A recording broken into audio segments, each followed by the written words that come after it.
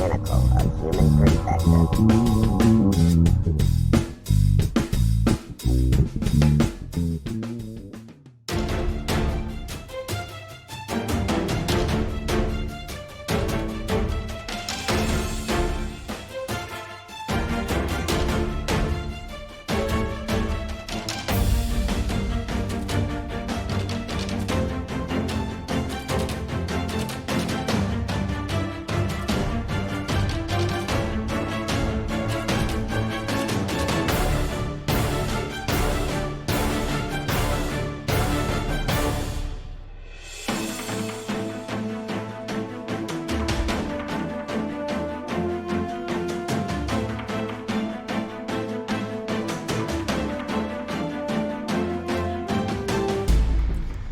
Welcome to Unbiased and on the Fence. I'm Shane. Thank you guys so much for joining us for Paranormal Frequencies. Sherry, tell us who we have with us tonight.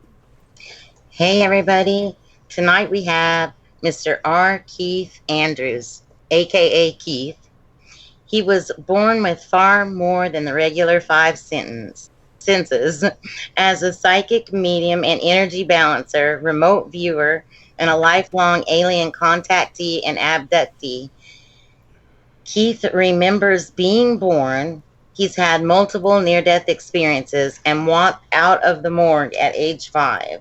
Keith is known as the Celestial Prophet due to his seemingly unlimited knowledge in virtually any subject area, his incredible gift to use energy for healing purposes, and his direct link between the spiritual and psychic realms.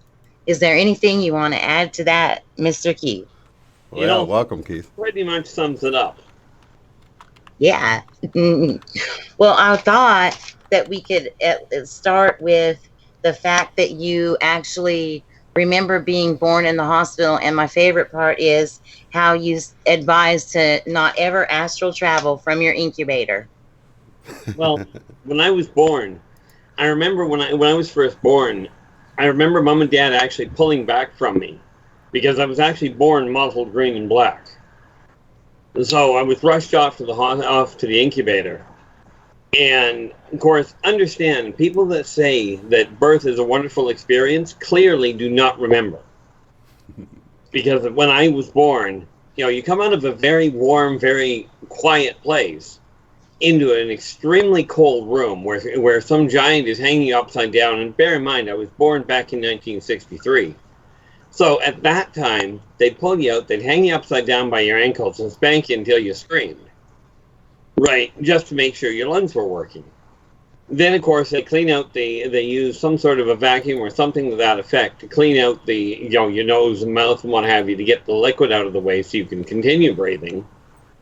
In my case, they did that, and then they took me over under an extremely hot, bright light, put me on a really hard surface, and started stabbing me. And the reason I put it that way is they were putting IVs into me. Mm-hmm. Well, as a newborn, this is called stabbing. All right.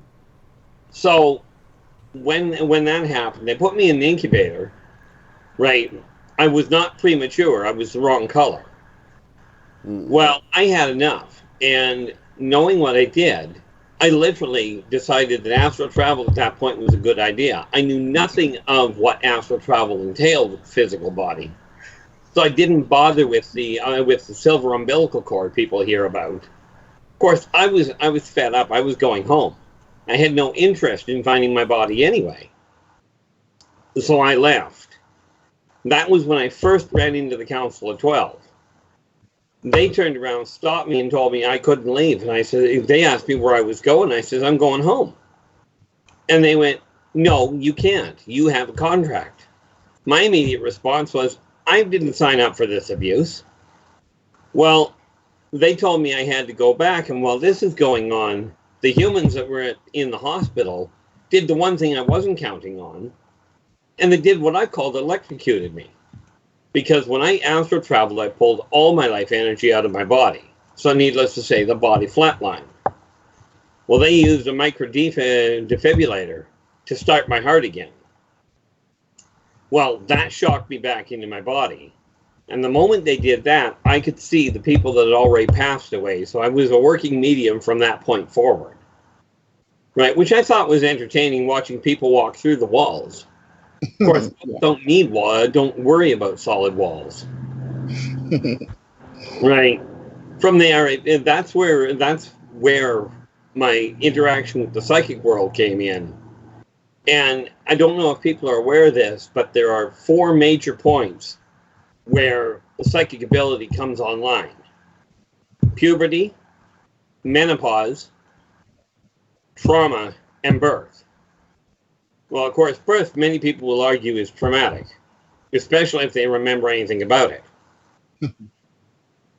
So when most people are born with 5 natural senses and what I call an extended sixth, right? What people call female intuition or a gut feeling, that's just the tip of the iceberg. When you count them out, I actually was born with what amounts to about 15 fully active, meaning your entire set of extended senses, i.e. clairvoyance, clairaudience, psychometry being the ability to pick an object up and pull information off it. Well, growing up in a military town, a small town military in the middle of the Bible Belt, this was not what we call a fun time. And just to make matters worse, especially when you look at the music side, that most people have a way of finding a connection. Most of the people that I grew up around were into rock and roll or into the heavier, hard rock or into the metal. I was country. To say the least, this did not work to develop social skills. So, in a nutshell, I became a recluse very quick. And of course, at 10 years old, my ability became common knowledge. Because I remember sitting on the park bench at the ballpark, and this young 16 or 17-year-old sat down beside me. And to this day, I don't know if she said anything or if I just picked it up. But what I heard was, I don't understand it. I've had a boyfriend for the last 2 years. We used to do everything. Now he won't touch me. He won't even look at me. Why not? I turned around and looked at her and I said, well, because he's sleeping with your best friend. Now understand, at 10 years old, you don't know what that is. Right. Right. But she goes, what do you mean? I said, well, they're crawling into bed together. Right. She goes, how do you know it's my best friend? I said, well, technically I don't.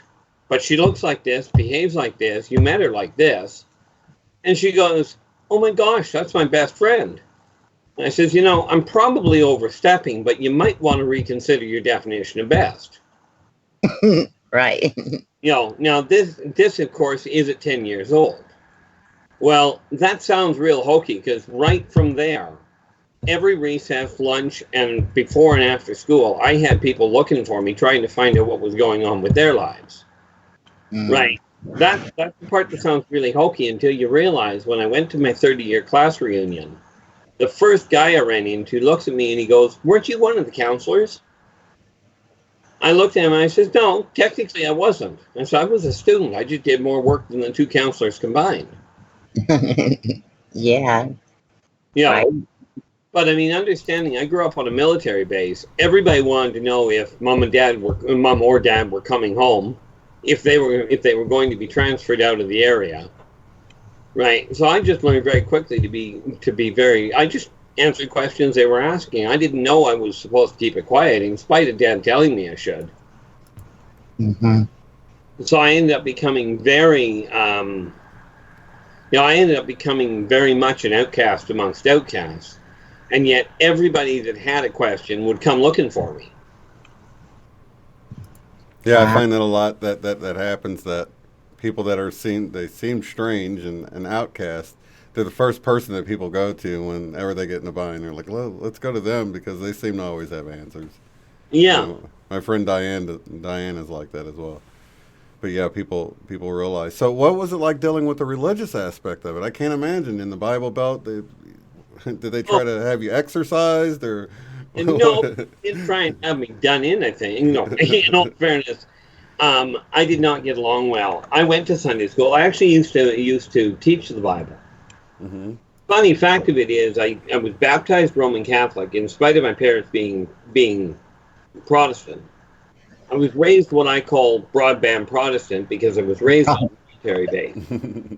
Right, and every 3 or 4 years we get a different denomination of Protestant pastor come in. Right, Mm-hmm. but I questioned the Bible even in kindergarten, in Sunday school. I asked questions that the teachers did not like. You know, things like why did God mark Cain? Right, now anybody that knows, I don't want to get into too much on that side, but anybody that knows the story of Cain and Abel, you know, this is from a 6-year-old, and the teacher asked me what I mean. I says, well, you know the story of Cain and Abel. Well, why mark Cain? The only 3 people left on the planet are Cain and his parents. You know, Adam, Eve, and Cain, and they already know that he killed them. I put a mark on him. Right. Right. Same as when I asked about what the difference was and what 12 hours difference would make. You know, when it came to the Great Flood, I was told the rainbow meant, you know, it would never rain for 40 days and 40 nights again. But like I told the teacher, well, he never said anything about 40 days and 39 nights. Right. True. You know, I didn't understand what the difference was. Right, right. Can, Oh. can you tell? Oh, go ahead. Yeah, to say the least. Did I get along with the religious side of it? No. We had a falling out with the church years later, and then I turned around and became a minister. I'm actually a registered minister in the United States. They just don't recognize it in Canada. That's cool. That's really cool. Well, I wanted you to tell them about when you were 5 years old, what happened to you. Well, did you want the long story or the short one? The long one, the cool one. You're lucky you're asking that this year. Last year, we'd have never gotten anywhere near it. Because I ended up dealing with a mess called that are known as my labs, military laboratories. Some people call it MK Ultra. Some people call it just a nightmare. But it boils down to the super soldier program. Right. And it is government organized, and they'll argue the point. Right. Now, of course, you will have listeners going, well, where's the proof? I grew up on a military base. You find the proof. Okay, and if anybody comes up with the proof, for pity's sakes, come back and show me. You know, but what in the laboratories, they would work with us and try and force the enhanced senses into the surface, to the surface. Now, of course, they couched it when they were talking to people about it. They couch it as training. What they were actually trying to do was develop weapons, right?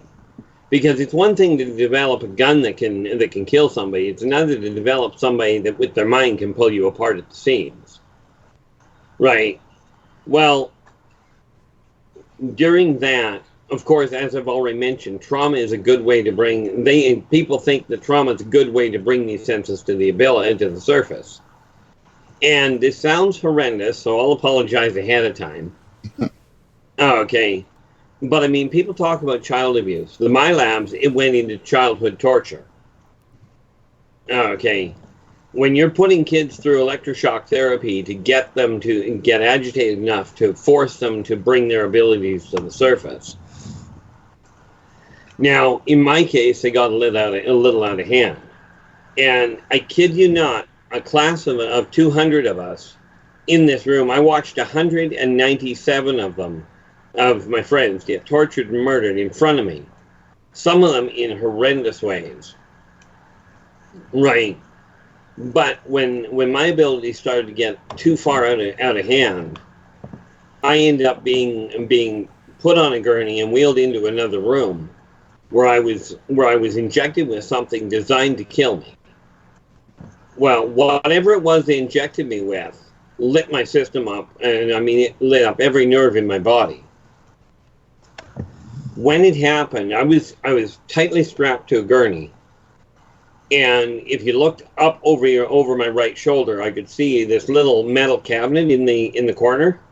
The second they injected it, there were four science technicians, all of them human, were in the room with me.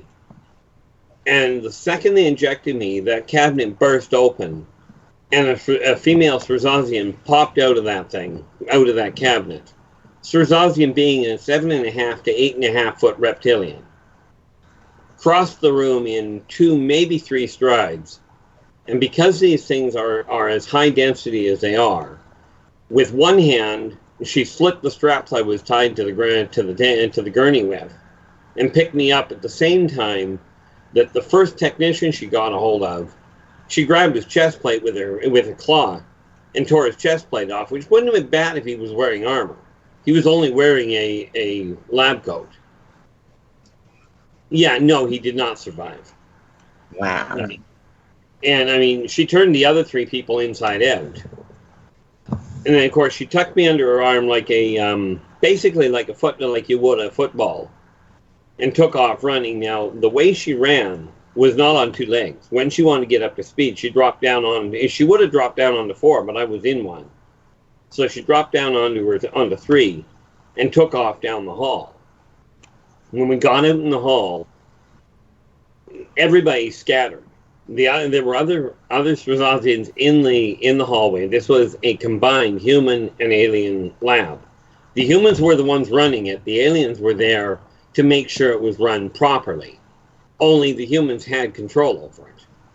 Well, I remember seeing one of the Srzazians step back to get out of the way, and when he stepped on a human, he crushed the poor guy. You know, these things, you got to remember, they're 7.5, 8.5 feet tall, fully armored, like they grow their own armor, right? So she ended up, and you know, the guy that got stepped on ended up getting crushed. The woman carrying me, she picked me up, and she grabbed one guy and fired him up against the concrete wall hard enough to break the concrete wall. Which, needless to say, that didn't do him any good. Right? She hit this panel on the side and shot through a number of tunnels. And the tunnels couldn't have been more than 4 feet tall, because she was still running on 3 legs. Got into a room with a couple of other Srzazians. They put me in what amounted to a red glowing field. There was nothing solid there, but when she let me go, I was held there. And these 2 technicians went to work, these 2 medics went to work putting me back together.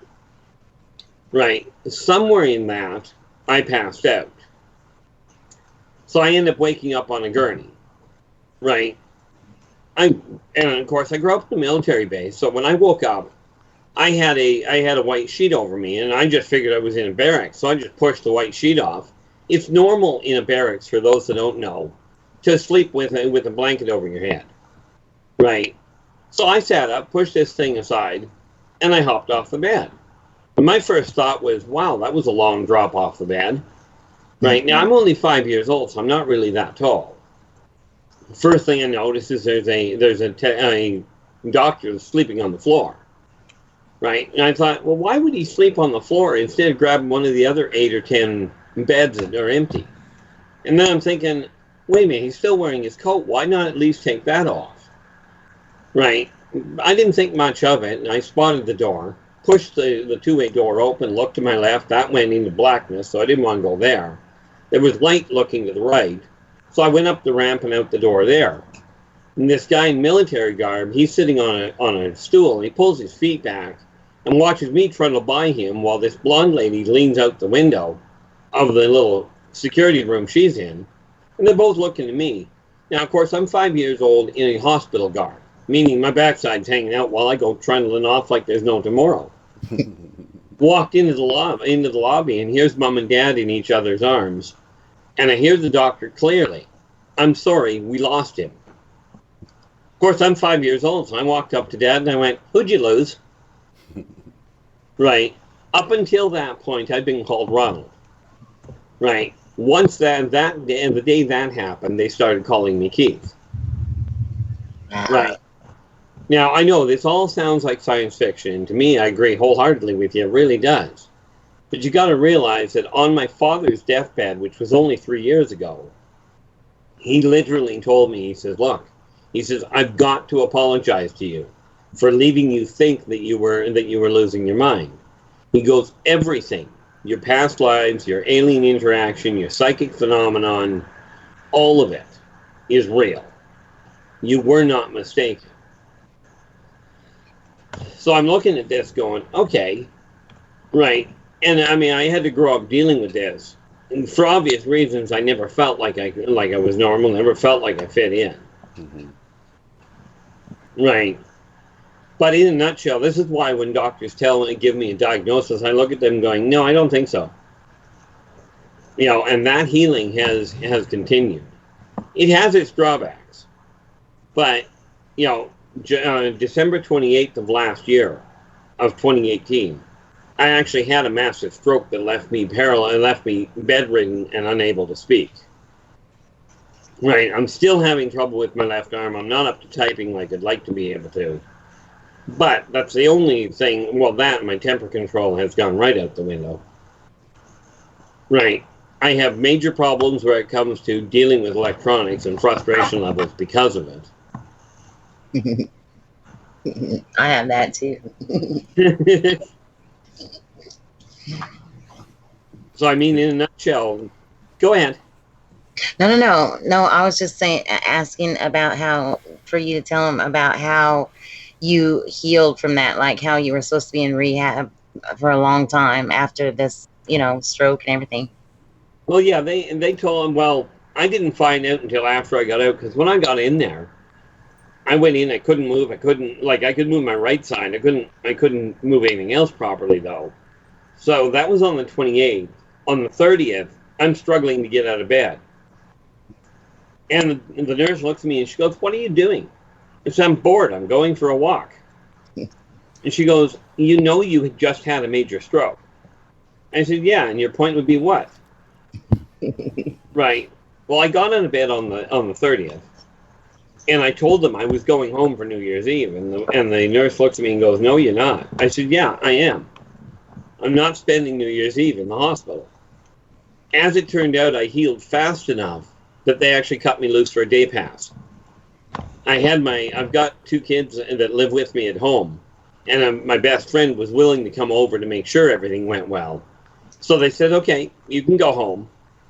But I want you back first thing in the morning. So I went home, did my normal routine at home. Now, granted, I was not speaking clearly, nor was I walking as well as I'd like. But I went back in, and they told me, sooner or later they'll move me down to rehab. I said, I won't be there long. And I was told, you'll be there a month to 6 weeks at least in rehab. Well, when they moved us on the 6th of January, they finally moved me down to rehab. I was down there long enough to get lunch, and then home. So I looked at the doctor, and I said, I told you I wanted to go home when I got here. So on the 6th of January, I went home. Later, they finally showed me the electroscope of what had happened with my brain. Now, the doctors still haven't figured out how the stroke happened. I glanced at the thing. I actually had 3 strokes back to back. And no, I am not medically trained, but I do see magnetic fields. Right, so I actually had 3 strokes back to back. One on the right side of my brain, which took out the left side of the body. One at the base of my brain, which takes out your emotional control. And one right smack in the middle of the hypothalamus, splitting the right and left side of the brain again. And yeah, I did say again. So what's ended up happening, because of that, I actually learned to do something that is clinically called psychocellular kinesis, meaning mind over body. I figured out how to reprogram the brain to actually do what it's supposed to faster. Net result, my healing rate goes off the charts. And in March, I was talking to the medical analyst, and I literally asked him. I said, "Look, never mind me. Where should I be on the rehab scale? Because they were telling me you're healing way too fast." I looked at him and I said, "I'm not healing fast enough." in March, when they told me, when they actually did the analysis, the doctor looks at me and goes, "The state you're in right now, we should be looking at December of 2019 before you're anywhere near this." Right. He says, "I cannot figure out how you're pulling this off." But this is only the latest one. Because in 2013, I had a major heart attack that nearly killed me. I walked out of the hospital less than 24 hours later. Right? If I go back to 2004, March 3rd of 2004, I snapped my arm so bad they had to bolt it. Right? They told me I'd be 4.5 to 6 months before it even started to heal. On the 12th of March of 04, I went in to change the bandage from the operation. I'd already healed the bone. Oh, wow. Now, so are you actually getting into a meditative state, or does it just take a moment, or do you spend time actually trying to focus and heal yourself? Oh, you're going to love this one. I'm doing it right now. I'm still putting my left shoulder back together. Oh, wow. Because of the fact that essentially I've got access to 2 different sets of brain capacity. Mm-hmm. And understand, and this is the thing that annoys me, before the stroke, I could write better with my left hand than I can with my right. Now, technically I'm right-handed, that's how I started. But I also found I can actually write with my left hand, right? But it writes mirror image. Now, with my 2 handwriting, I actually wrote the same thing on 2 different sheets and took it to a police and a handwriting analyst. And I said, "What can you tell me about these 2 people?" So she takes a look at it, and the first thing she said was she looked at the left-hand one, because I said, other than it being mirror image on the one, you know, she looks at it and goes, "Well, the left-hand one, the mirror image one, isn't even human." Right. She said, "Other than that, give me a couple of days." So she goes and comes back to me a couple of days later, and she goes, "Where did you find these 2 people?" I says, "I'll give you every answer I can after you give me the answer I asked for." So she looks at me and she goes, "Both of these are very easy to get along with, both introverts and extroverts. But," she says, "whatever you do, keep them out of the same room." I said, "Why?" She goes, "Because these 2 people are so different, they will physically try and kill each other." Wow. She goes, "How the heck did you find 2 people this different?" So right in front of her, I wrote a sentence out with my right hand and wrote the same sentence out with my left and handed it back to her. And she looks at me and she goes, "And you're not dead?"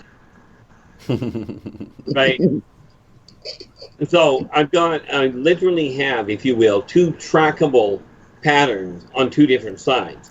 So it's almost like a background process that's going right now as we speak. Yes.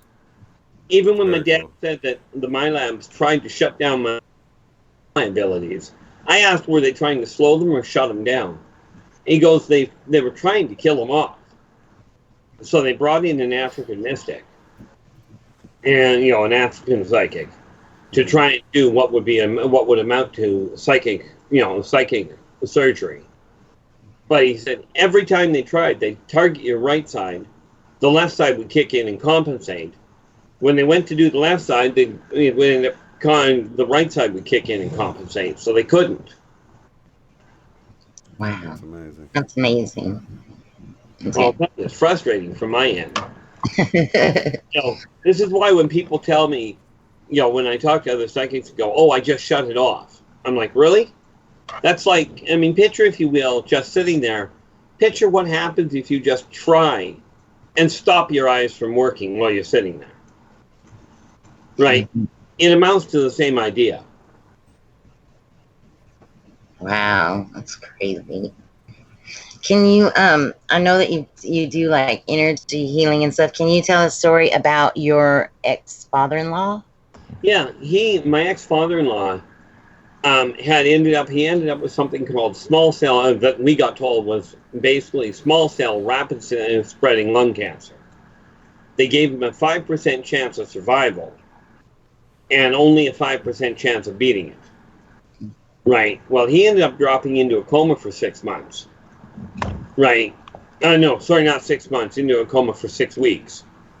But the family got called in, for to say their goodbyes. They figured, forget it, we're done. Right. He had dropped that badly. And my ex-mother-in-law come to me and she goes, look, she goes, my daughter tells me that you can do things that defy the doctors. She goes, do what you can. I don't want to bury my husband yet.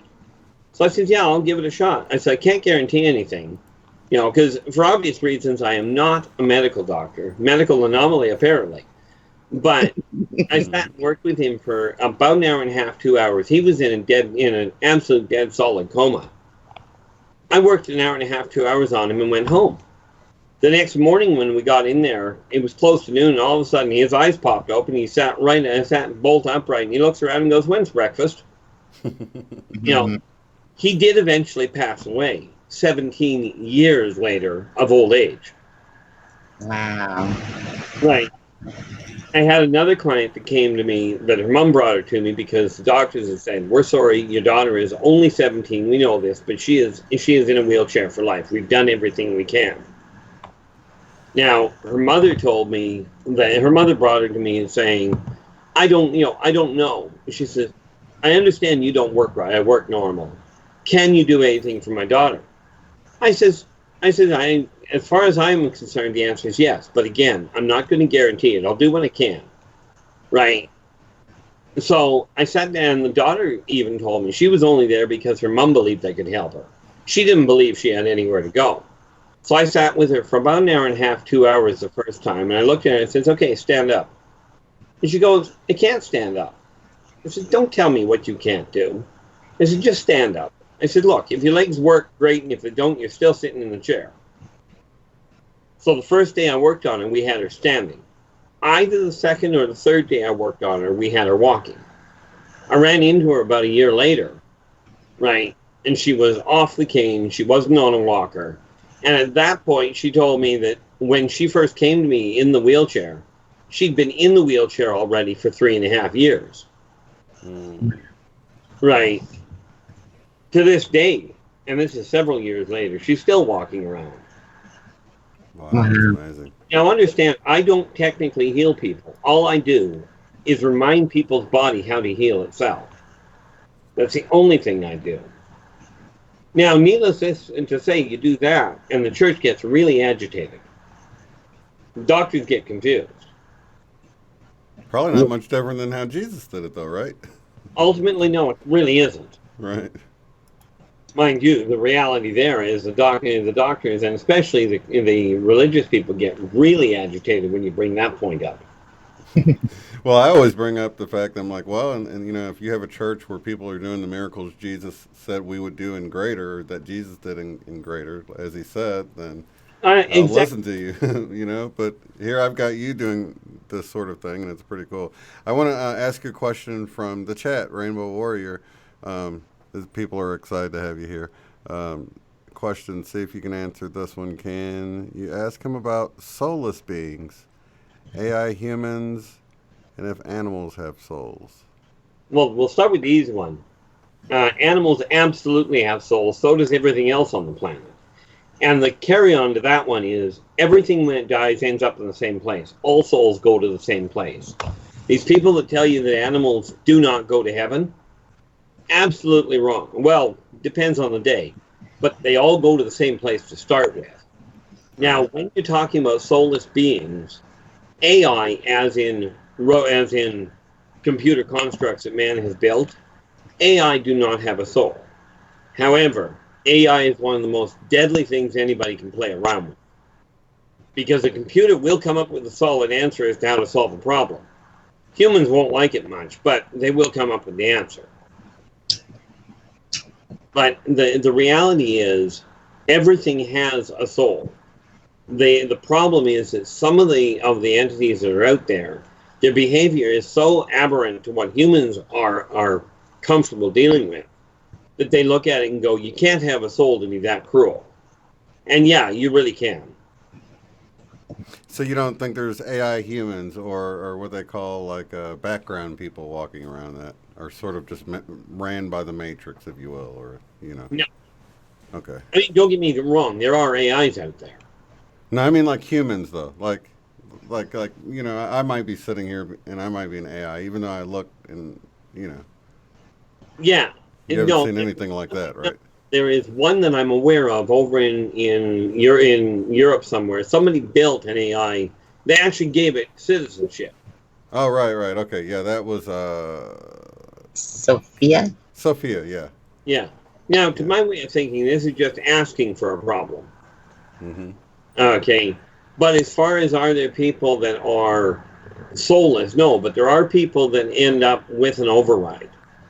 There are some spirits that can run piggybacks and can override. If you've got a low will, they can absolutely step in and take over. Mm-hmm. Or it is possible if somebody ends up in a coma that another soul can technically run piggyback and override. Or walk-ins, right? The idea of walk-ins where somebody has a near-death experience and someone re-inhabits that same body or something like that. Do you know anything about that? Real possibility. Mm-hmm. But that is usually a contract swap, meaning Right.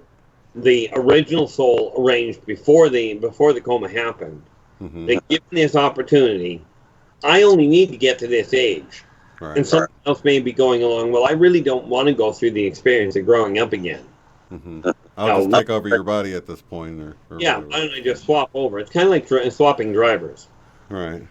But it's the first person would be giving permission to the second person, like, sure, Absolutely. go ahead, or, right. There are cases where people have been evicted, or there's been an attempt at an eviction. Mm-hmm. And that's where certain people are capable of stopping the eviction, right? And, essentially turning control back over to the original driver. The comment that the truth is stranger than fiction is way too accurate. Mm-hmm. People talk about, like what I do, they call this science fiction. I call this reality. I know what you can talk to him about that's really neat that you were saying that interested me. There's a lot of talk about like gray aliens being like helpers of mean reptilians and stuff like that. Kind of like can you talk about that? How they're not like that? Okay, the gray alien, what everybody calls grays, or what some people know as Zeta Reticuli. Okay, the gray aliens, there are approximately, that I've seen, 15 different colors and skeletal configurations. They're all about the same size. Just like on Earth, there's a whole pile of humans of different colors, different skeletal configurations. Mm-hmm. Right? But gray aliens, they are scientists, through and through. Now, the greater majority are strictly scientists. They've got no interest in anything except exploration. And they are the ones that built the hybridization program. Okay. Now, there are some gray aliens that are there because, as scientists, they want to help everybody. There are some that are, as you would call them, dark scientists, where they will sell their information to the highest bidder. Now, most of the abductions you hear about are orchestrated by the Greys. The Greys are quite often working in tandem with the Nordics. The Nordics are your tall, white, blonde-haired humanoid. And the reason they work together is because humans, for some bizarre reason, get really testy when they're all of a sudden surrounded by short, little, bald people with big eyes. Nordics come in and start looking at what's going on. Right. And because they look so much more human, they have the ability to help humans calm down a little. Okay. But understand, on the whole, the Greys are, yes, they will come in and abduct people and do experiments such as take fluids and what have you. But the reality is, humans are doing exactly the same thing to other animals on this planet. Mm-hmm.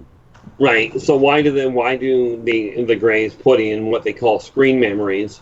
Well, the reason is they're doing their best to stop humans from having a lot of trouble adjusting to what they've gone through. Right. And I'm hoping that human scientists, if they had the ability, would turn around and do the same thing for some of the species they abduct. Okay, but I do question that. But do the Greys work with reptilians? Absolutely. But understand, the Greys, the short Greys, are the actual scientists. If you watch the original Close Encounters of the Third Kind, That is the best rendition I've ever seen of the Greys, both the scientists and the controllers. The controllers are the tall ones. They're the ones that decide what gets done and who is on what team. Right. But that is the best movie that I've seen. And I haven't seen the newest version, but the original is the best one I've personally seen. It's been a very long time for me. Go ahead. No, I'm sorry. I was just wondering how many alien species it was that you'd interacted with. Myself, just over 50 at last count. I've heard tell of as many as 2,500 member worlds. Now, no, I do not deal with all of them. Okay. Is there positive and negative amongst every group that you come across? Absolutely. Yeah, They are just like humans. As humans are. Yeah. You know, some are good, some are bad. There is not a single race that you can look at them all and go, oh, they're all the same. It's like you can't look at any one nationality of human and go, they're the same. Right. It's just negative ones tend to stand out. Right. Now, there are a couple of races I recommend you don't, if they invite you to dinner, do not accept. Okay. Because if you take a look at the Teklek, which are a 4.5 to 5.5 foot reptilian, right? They're a raptor-looking reptilian. They do enjoy human food, or more to the point, they enjoy humans as food. Right? They invite you to dinner. This is not a good invitation. You might be the meal, huh? No, you will be the meal. It's kind of like saying the sun might rise. If you go on YouTube, I cannot tell you where the video is, but I know on YouTube somewhere there is a video of a sewer run in New York that caught a beautiful rendition, a beautiful capture of a couple of Tekleks running through it. Of course, they don't call them that. Most of the races I know, I call by something different than other people do. Of course, it's like I've told people. I do not research. Okay, everything I've picked up is because I've interacted with it. Right. So, have you noticed a difference in your abilities as we move into this, I don't know, as human evolution, as we evolve here? And because I'm noticing more people talking about their abilities changing, I'm wondering if you've experienced any change to your ability or ramping up of them, or if they're just pretty much blown wide open all the time. You know? They've pretty much been at a high level right from the get-go. Where I've run into a lot of the trouble is when I had the stroke, it created a major problem with control. So where I used to be able to block a lot of things out, right, at this point, that's a lot harder. You know, some things you don't want to block out, but growing up, I felt just about nothing because I blocked everything out, so I couldn't register what people were going through. So if I can tell people, I don't have what most people would call a decent sense of humor. Primarily because most of what humans find funny, I don't.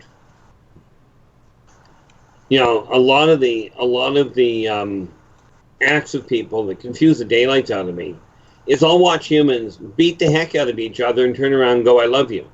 I have never understand how that equated into love.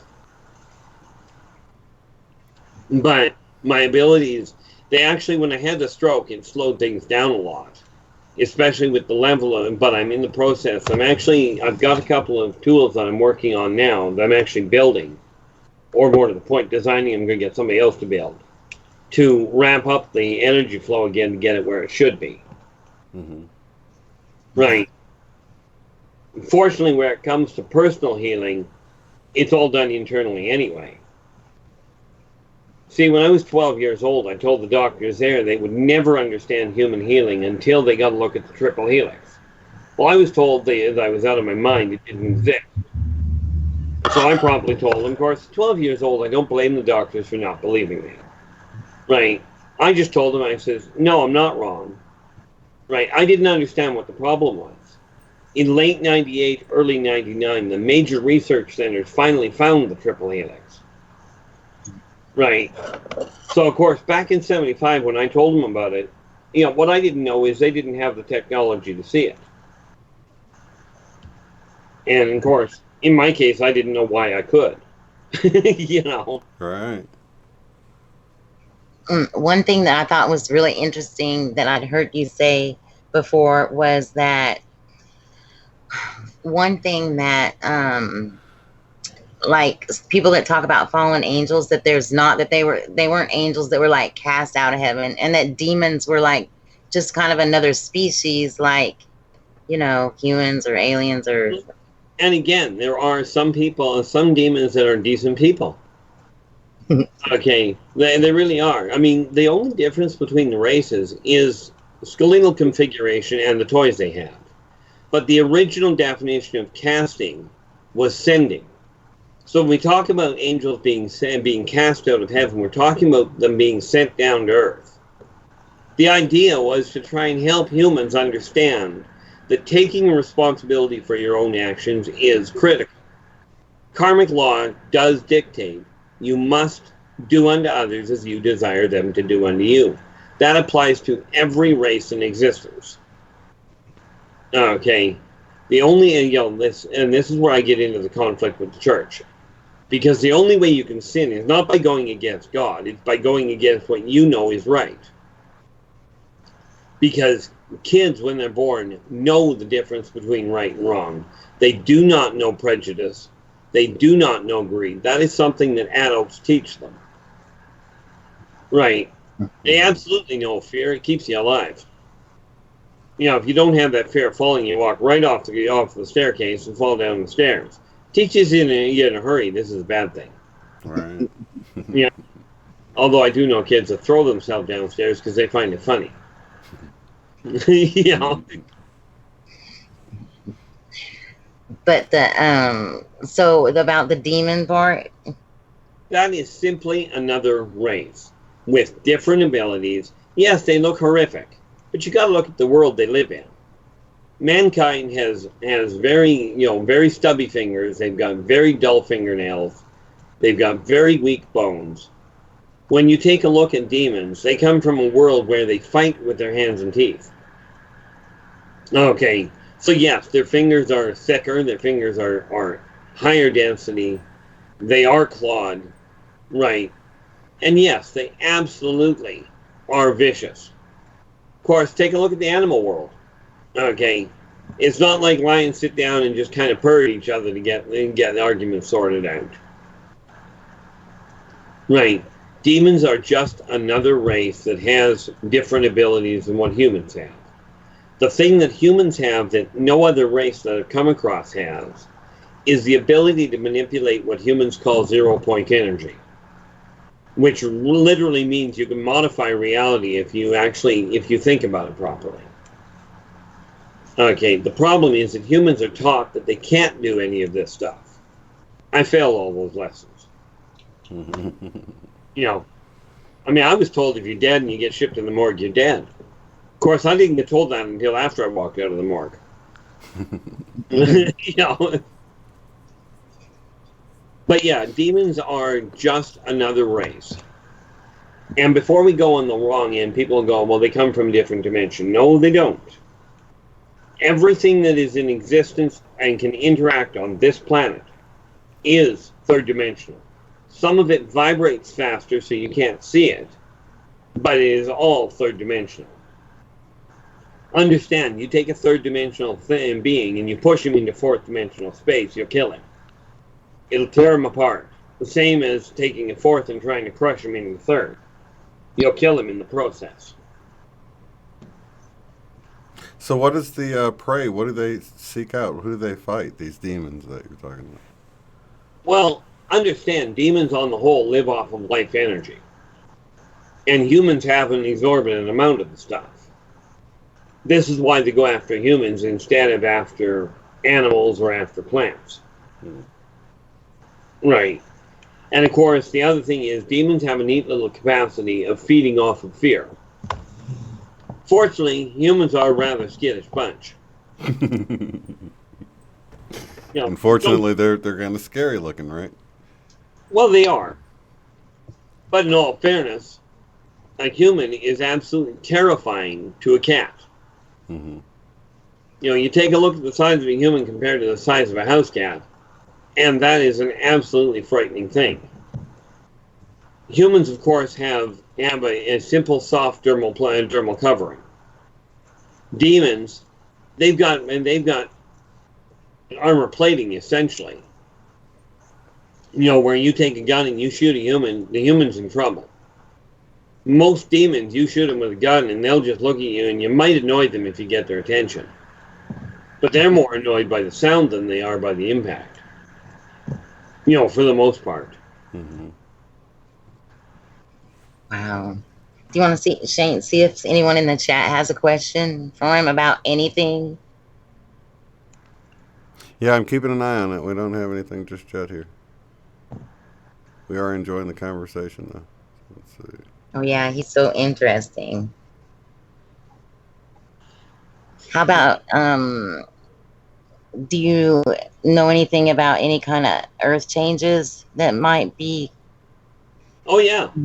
I can tell you a couple that are coming that if people do not get their head out of the sand, they're going to happen. And the sad part is the scientists know about it. Okay, there is an island over in the Canary Islands, an island by the name of Paranormal, that the scientists already know is a problem. It's already split a chunk of it that's dropped, that I'm aware of, about 4 feet, all in one chunk. Scientists know that when this chunk breaks off, it's going to cause a tsunami that stretches from approximately the middle of the east coast of Argentina all the way up to the St. Lawrence Seaway. Now, the scientists know about it. They know there's about 100,000 people living on this chunk of land that's going to drop into the ocean. Okay, they know when this tsunami hits, it's going to run about 12 miles inland. Now, here's the stupid part. They're arguing over who owns the island that's about to drop into the ocean and take the 100,000 people with it. They're trying to figure out what to do with the 100,000 people when they know the size of the tsunami. They're arguing over ownership. Right. I know how to stop the tsunami. I cannot stop the earthquake that's going to break the island. That's going to happen, and no, I cannot give you a time for it. I can tell you it's going to happen. Right. The thing is, what hasn't been told is that same impact is going to send another tsunami running down the west coast of Africa. It'll take out the that northern bubble on Africa. It'll miss the Guianan input, although that'll take a heck of an inbound wave, and it'll take out the west side of South Africa and head for Antarctica. There's a third one that'll run straight up the English Channel. Now, if you look at the cities, considering they're talking about it going at least 12 miles inland, take a look at the number of cities along the east coast of the United States and Canada, right, and all the way up the St. Lawrence Seaway.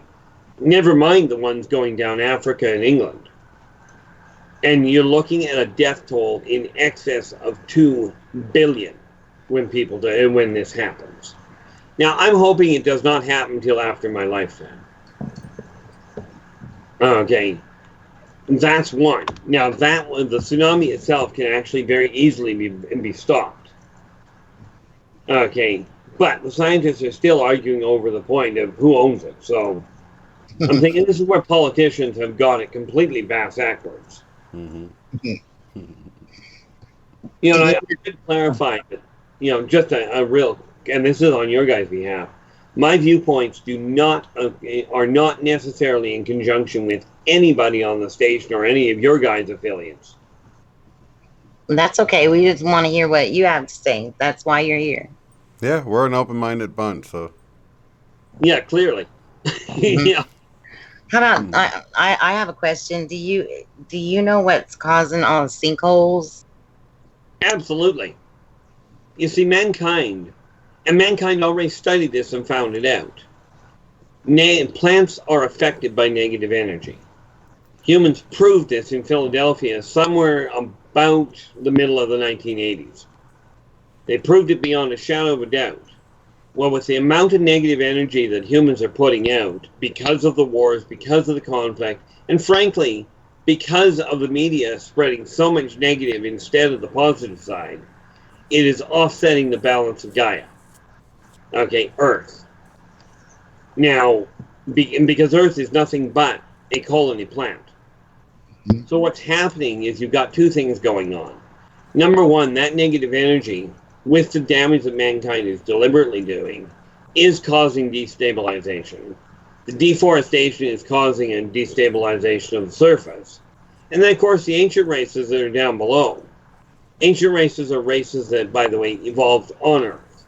Most of your so-called mythological creatures exist. They just don't exist for the most part on the surface, but there are some still up here. Okay. So there are, some of the sinkholes are natural, some of them are quite deliberately designed. See, the ancient races, there is one race down there that if they ever decide to go to war, mankind is hooked.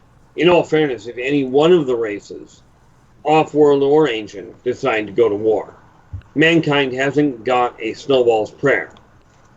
Because, like, people have heard the global rumblings.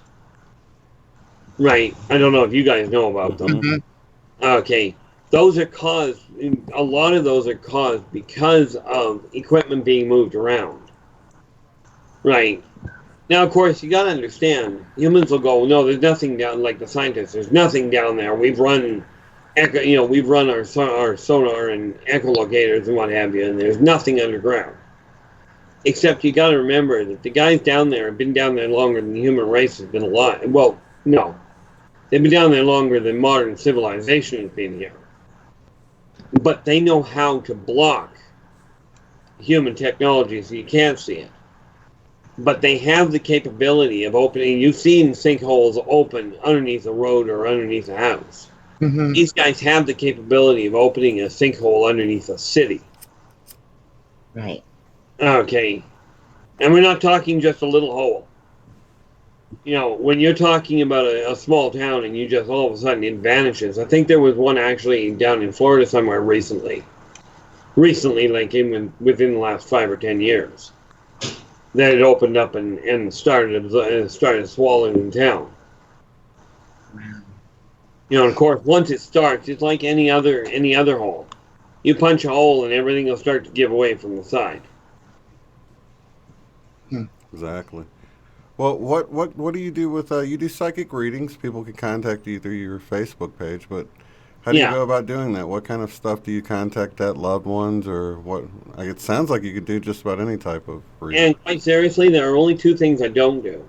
Now, of course, because of the fact that I do work, like right now I'm on shift. Mm-hmm. So if my phone rings, I do work by phone, but I only work by phone when by phone going through the company I work for. However, I do face-to-face readings, and fortunately Skype works as face-to-face. Mm-hmm. Right. As far as what tools I use, there's only two I don't use. I don't use tea leaves because, frankly, I don't like tea, so I don't see the point in digging into it. Right. Right. I can read tea leaves. I don't like them. Right. And I refuse to do palm readings without being able to see your hand. Right. Right. But virtually every other tool that's out there, like I'm an astrologer. Right. I am a professional astrologer, a numerologist. I work with palm readings, clairvoyant, clairaudient. I am a working medium, meaning, yes, I do end up talking to the dead people, or at least they keep telling me I do. Mm-hmm. Right. Where I started my work was on relationships. Right. So about 75% of my clients call because of either relationships or personal issue.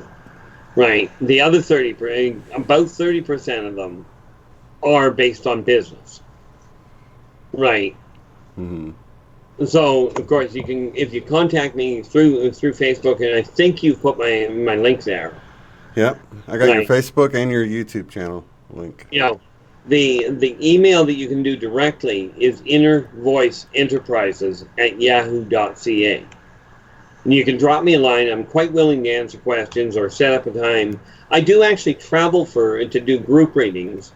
The catch to it is, it's got to be, when I just say it's got to be worth it, for me that boils down to, after expenses, making $200 to $300.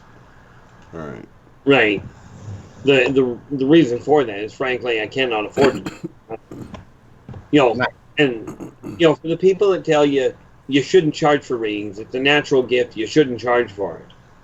Well, technically that may be right, but here's the thing: if I don't, I have to go back to flipping burgers or something, and my leg Right. won't handle that anymore. Right. Plus, you're not doing readings if you're flipping burgers, right? Exactly, you cannot help as many people. Mm-hmm. Mm-hmm.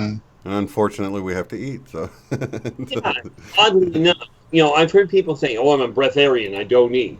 I'll tell you right, Mm-mm. if you're a breatharian and you're not eating anything, you're also dead. You know, Well, how about, can you tell us about the radio show that you do? Is it weekly? the first Friday of every month, I'm Oh, on Spaced Out Radio, right? Which is that's on the internet. But if you look up Spaced Out Radio, well, I've been on there for 3 years now. And of course, every Saturday night, I'm on Forest Moon Paranormal on S4 on Spreaker.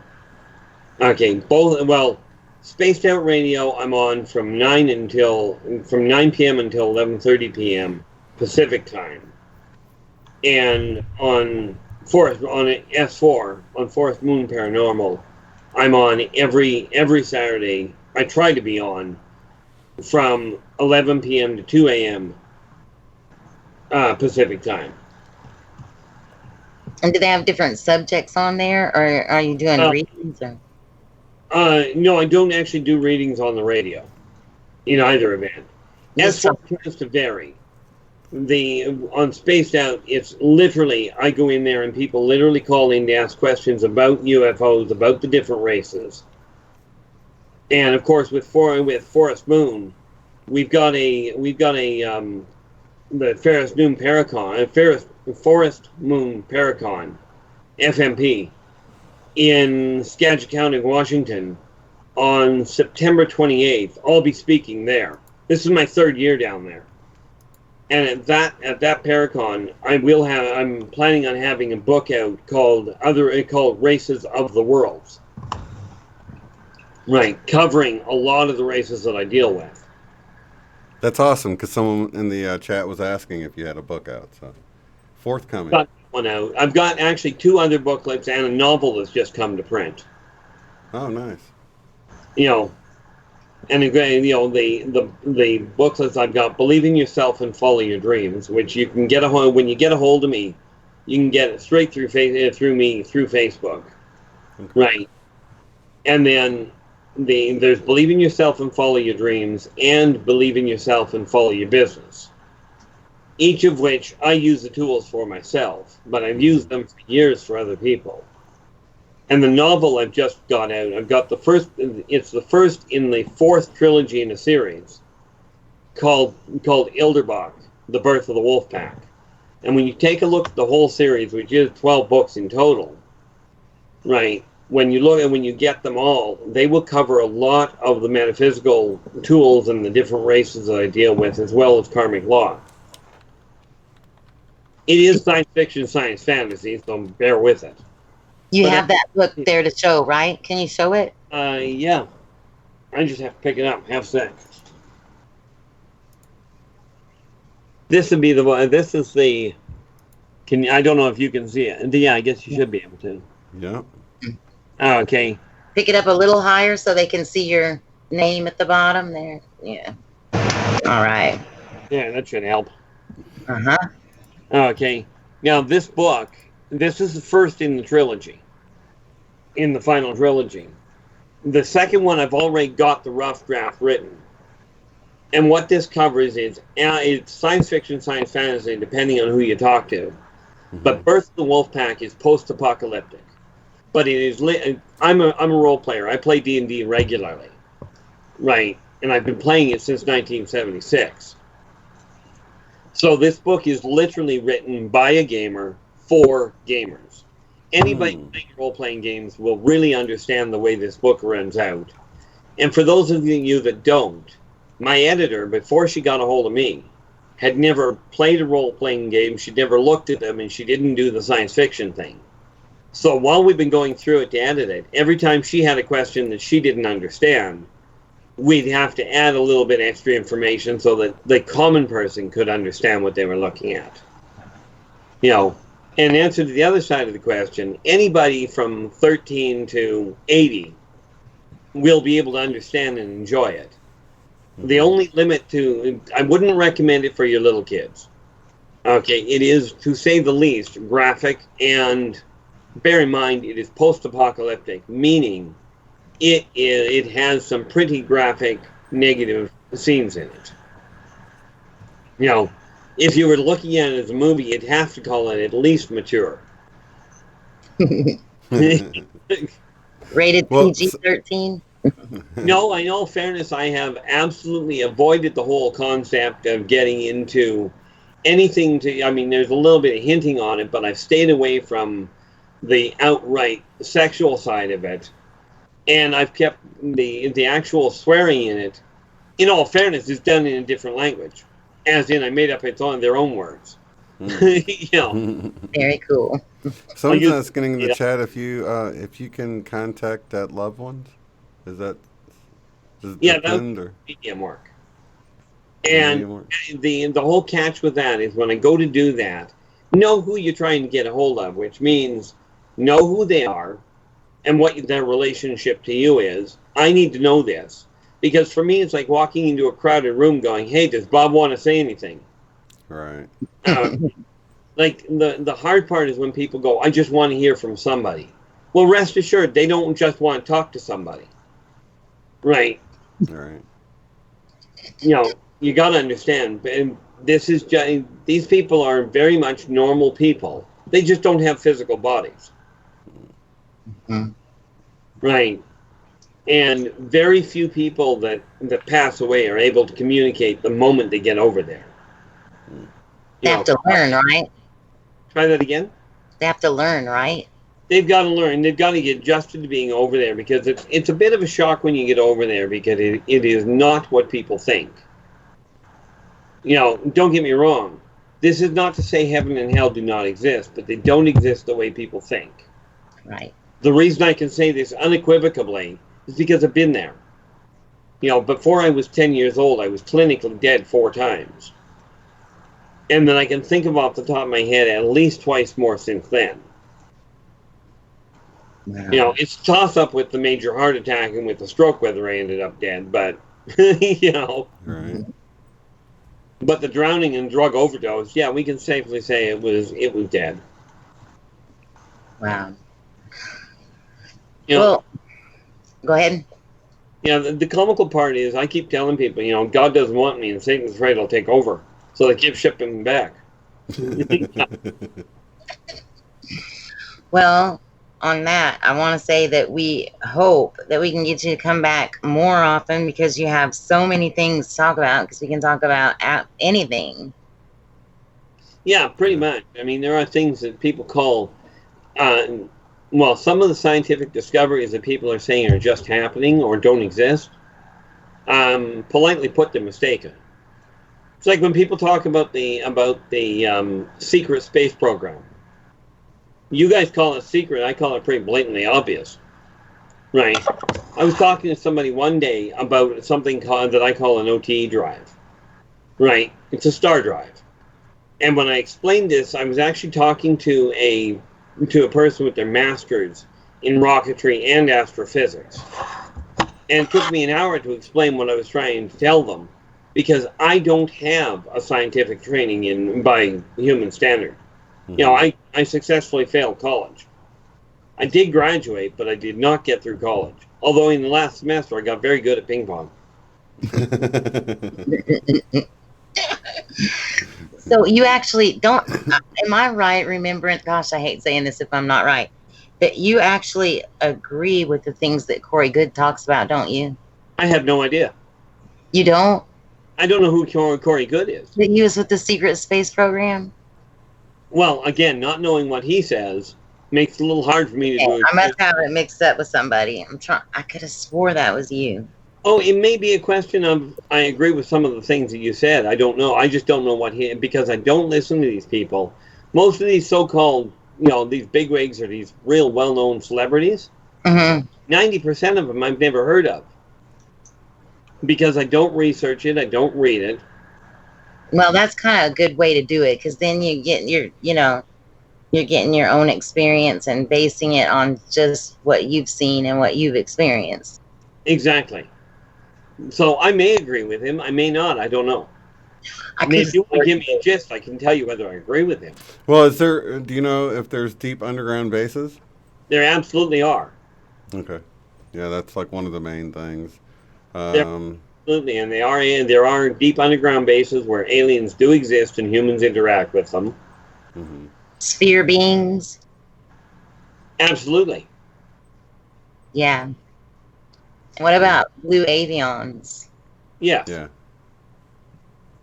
Blue avians, winged avians. There are metamorphs.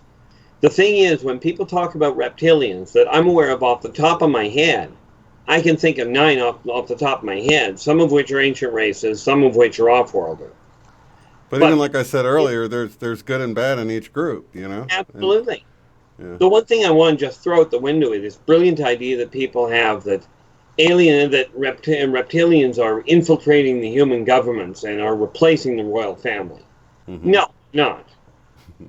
Okay. That whole mess comes from a neat little show in the late 70s, early 80s by the name of V. Brilliant movie, really well done, and absolutely not the way the world is. But did make an excellent story. The V for visitors. Yes. Right, okay, I remember that. They even had a remake of that, didn't they? They Wasn't did it so. also V? Right, okay.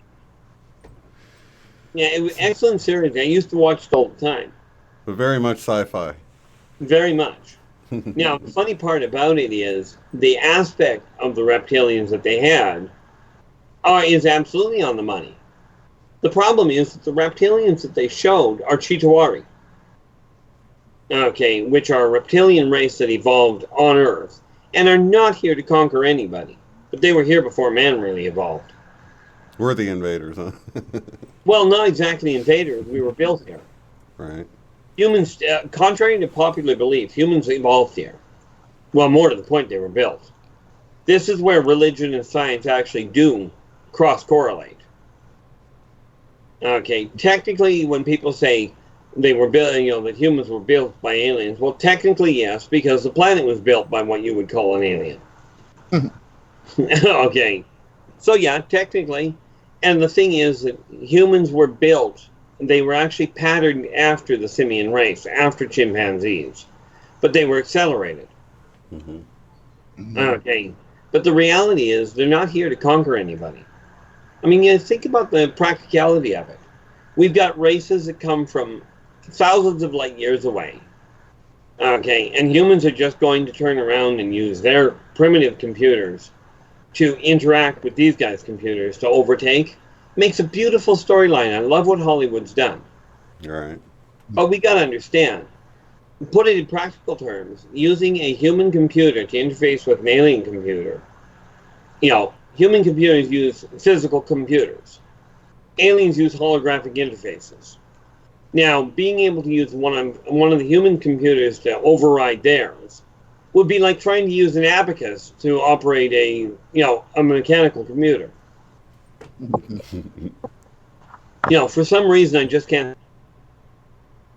Did it cut? Okay, sorry, we almost lost connection there, it looks like. Well, we want to thank you so much, Keith, for coming on here, and love to have you back sometime in the future. Thank you so much, Sherry, for getting them on here. Yeah, well, we'll just work it around. I'm absolutely willing to come back. We just have to work around my schedule, that's all. Yeah. And this is one of the reasons why I'm looking at what I do. Yeah. Because I'm at work right now. The phone hasn't rung. I think it's rung twice tonight. Right. You lucked out. You got an absolutely quiet night. Well, yeah, maybe we can work something out where you can come on, like if if someone would back out on if they have to reschedule or something, that'd be great. Oh, absolutely. I If mean, you get a call, you can always. Between Sunday and Thursday, I have to be at home anyway. Mm-hmm.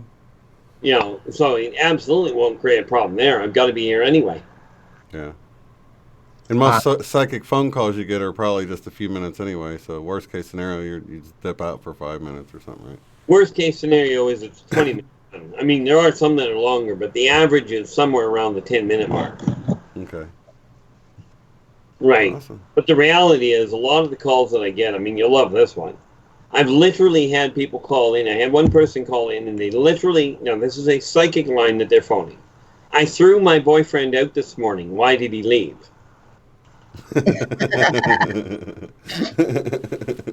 Now you figure how long that takes to answer. Right. Yeah. That's hilarious. I'm sure you wish you got more intellectual questions sometimes. Huh? I do. Those are the ones I really look forward to. I used to have a client that every time they called in, they wanted to know how spontaneous human combustion actually worked. Right.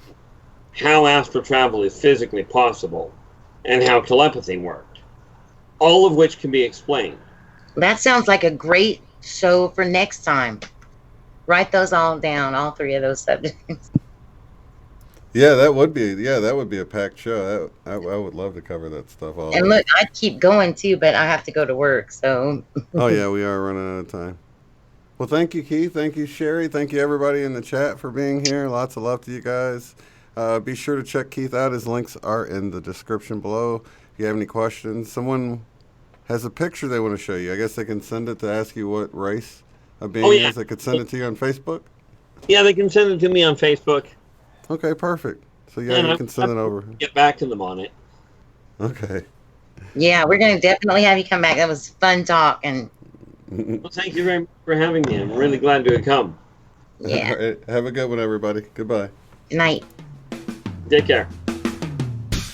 If you'd like to support the work I do, go to paypal.me/UOTF. Thanks.